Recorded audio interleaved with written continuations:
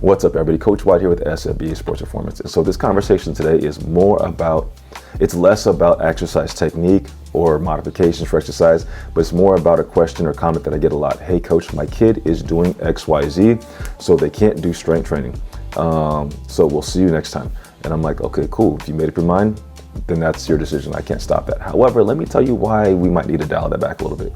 So if you're looking at using other sports or basketball activity as a replacement for strength training, first, can you see benefits from doing other sports or getting in basketball training athletically? Yes, you can. I think playing multiple sports and getting on the court is a valuable way to teach movement qualities, to help the athlete learn certain skills, to make them a better athlete.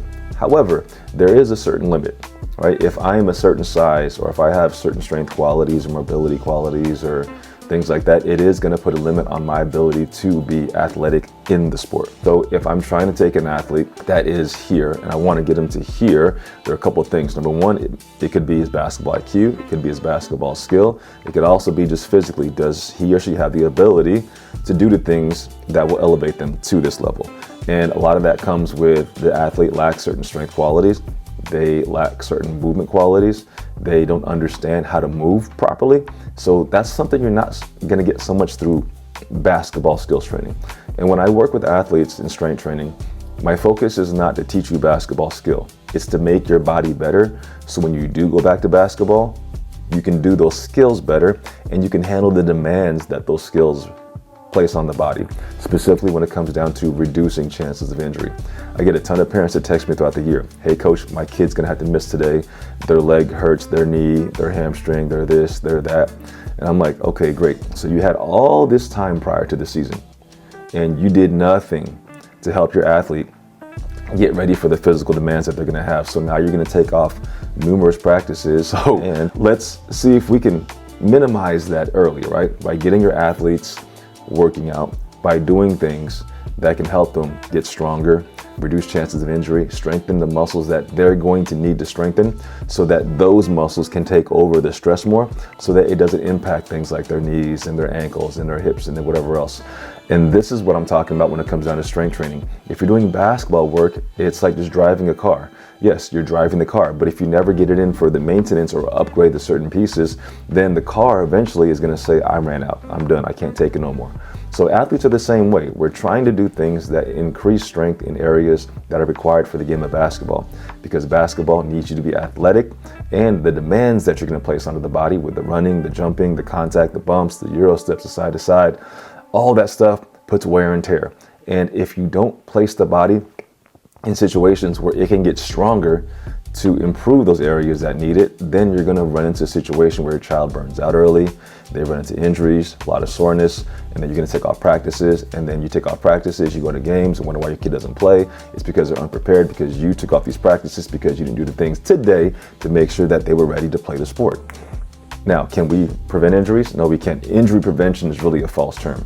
There's no way to prevent injuries, but we can do things to help reduce the chances of getting injured. If you play a sport, chances are you're going to get hurt. But with strength training, it's meant to help your athlete build the qualities that can help them sustain through the duration of a season. Now, because a lot of parents have the kids playing the entire year because they're playing for AAU, their school, CYO, Park and Rec. Maybe some of your kids are playing for 2, 3, 4, 5 different AAU teams.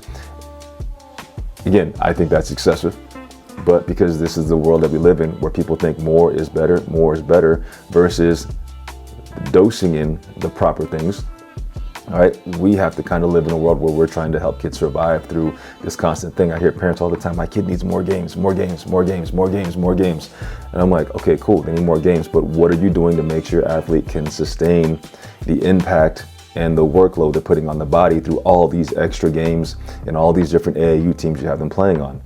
Again, one coach is not going to downplay his practice because your kid just came from 3 practices. He's going to make your kid run. He's going to make him do the work because he's expecting you showed up today, you're putting in the work.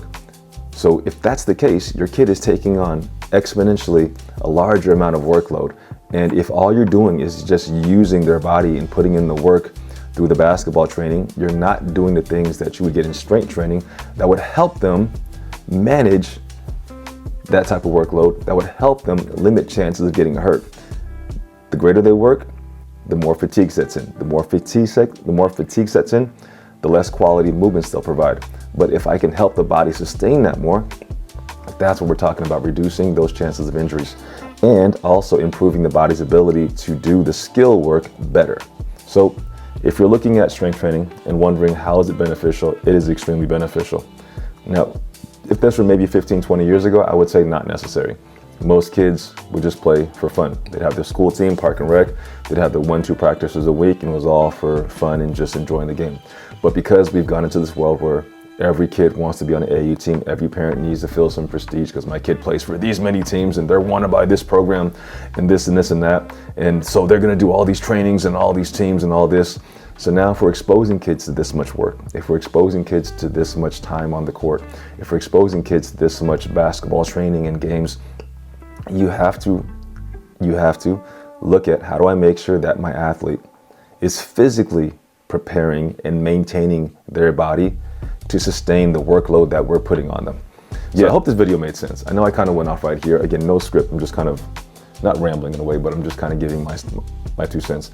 So at the end of the day, strength training, I think for youth athletes, especially if you're playing at a competitive level and the amount of time and workload that you're spending on the court is heavy, right? You've got multiple practices per week, you got skills training, you might have games as well. That's a lot of hours on the court, and that's a lot of time the body is being exposed to a lot of work. And if you're saying, well, they got rest today, rest is like if we got into an argument, we realized we couldn't come to some type of compromise. So instead of screaming at each other, we say, you know what? Let's walk away, we'll come back tomorrow and get it again. But then we never finish the discussion, right? Nothing got better. So rest is just a way to help the body kind of calm down, recover a little bit, maybe ease the pain, get rid of the soreness. But it didn't stop the reason why the soreness and the pain was there, right? The same thing like an argument. Just because you walked away doesn't mean that the things that started the argument went away. They're still there. You've got to address those at some point. And if you're not going to address them, they're going to keep creeping up and they're going to get worse and worse, just like injuries and soreness. Eventually, the body will keep saying, I told you, I told you, I told you. There, I warned you, now you didn't listen. Now you have to spend a year in recovery because X, Y, and Z happened.